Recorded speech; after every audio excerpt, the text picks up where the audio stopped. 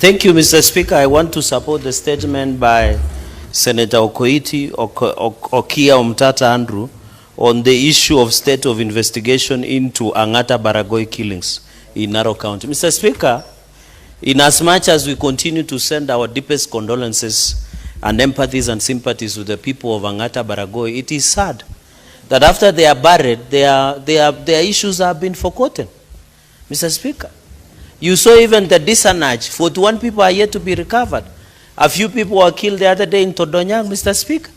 It is very unfortunate that this country, the DCI, is efficient only when they are pursuing politically expedient cases as opposed to pursuing criminals, Mr. Speaker. And you remember even, Mr. Speaker, on this issue of Angata Barokoi, there is much more than meets the eye. Because this is the protection of grabbers of land in Angata Barokoi, Mr. Speaker. We need to be told who is behind these killings. Mr. Speaker, it was an open fire. How do you open fire in unarmed, peaceful citizens who are protesting against land grabbers, Mr. Speaker? The land grabiosis disease must be stopped in this country. Even IPOA, Mr. Speaker, no one has been arrested up to date. Yet the bullet that was being used to shoot these people, post-mortem was done. Mr. Speaker, we must be told as the families continue to grieve what the government is doing, Mr. Speaker. And it is very unfortunate because even the Ministry of Interior, led by Cabinet Secretary Murkomen, gave us a bravado statement when he was in North Rift by saying those people wanted to attack the police. How can you attack the police with arms and stones? And that is why I said transferring incompetence to Ministry of Interior is dangerous because you lose lives. The roads, when they are stalled, it can be fixed at a later date, Mr. Speaker. You have seen even he has sponsored the grabbing of Masalani land in Tana River, Mr. Speaker. How do you go and grab land? This minister must be called out. He is embarrassing all of us who are in government. In fact, the Murkomen must and should resign. Mr. Speaker, even he is now sponsoring MPs to attack me, Mr. Speaker, instead of fighting issues of insecurity.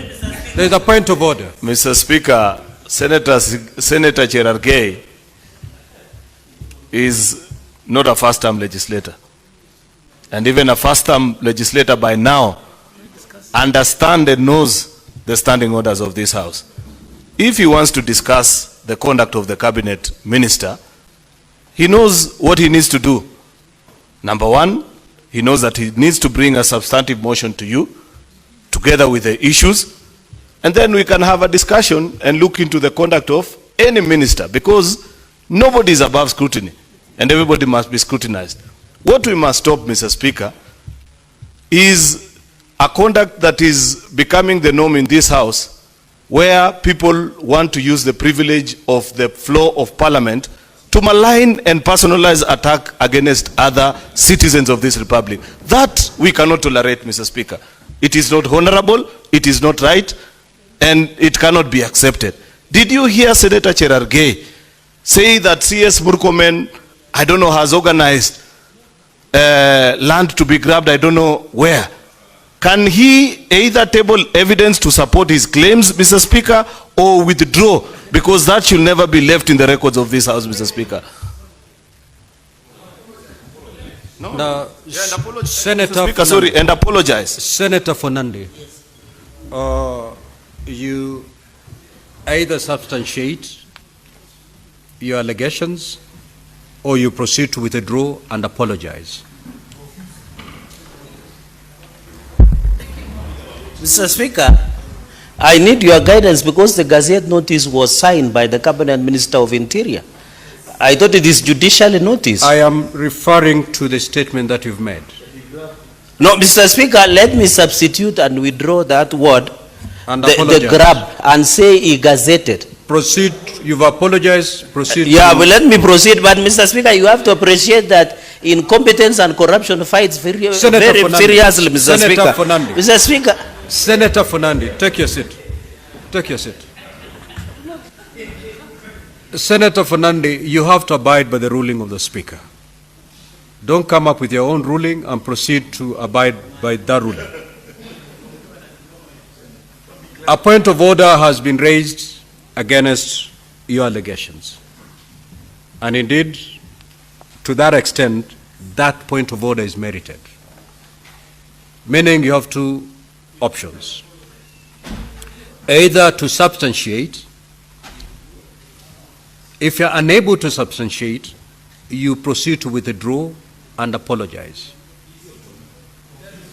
Pick one option and proceed.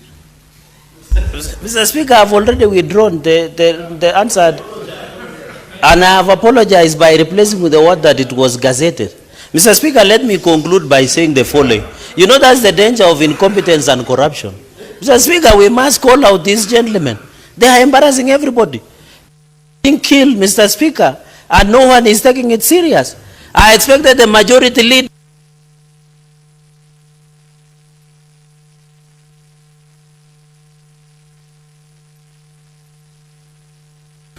Senator Wambua.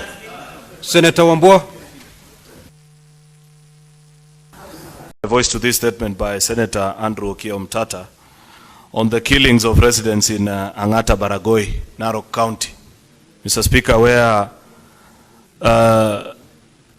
I join Senator Omtata in seeking to understand, first of all, how far the Inspector General of Police has gone with regards to the promise that he gave to the citizens in a meeting that I attended, in public and broad daylight, that the police officers that mishandled the firearms and led to the killing of 5 citizens, not 6. I have seen Senator Omtata. Oh yeah, he's captured it actually that it's 5. The only part that is not accurate, Mr. Speaker, is that initially, and indeed at the time of going there, I thought that there had been a child. It turned out actually that they were all 5 male adults of different ages.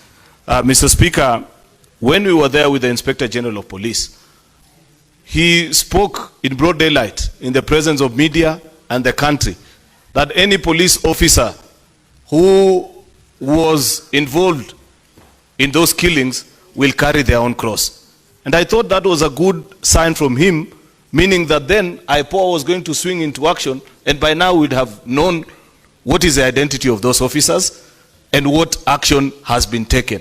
It is now more than 3 weeks, nearly a month actually, Mr. Speaker, since that incident happened, and there is nothing that has been said from the investigative agencies. I thought the practice is that in such a matter of great national concern, by now the country will have been updated, at least by IPOA, of what is the status of investigation and when will the citizens get justice. Second, and most importantly, Mr. Speaker, there is a particular administration officer, Mr. Chubat, if I'm not wrong, because the citizens kept on mentioning that name, that was mentioned profusely and was mentioned to have participated in organizing and leading this particular exercise. I thought by now the Ministry of Interior will equally have updated the country on what disciplinary action has been taken against that particular officer. Transferring, Mr. Speaker, is not a solution. If you transfer an administration officer who has led an exercise such as this that has led to the death of citizens, Mr. Speaker, basically what you're saying is that you're sending him to go and visit the same kind of killings in another part of the country, Mr. Speaker. And that cannot be acceptable. Therefore, I hope, Mr. Speaker, that when the answers come, we will be told also of what will have happened to this particular officer and what is the status of investigation.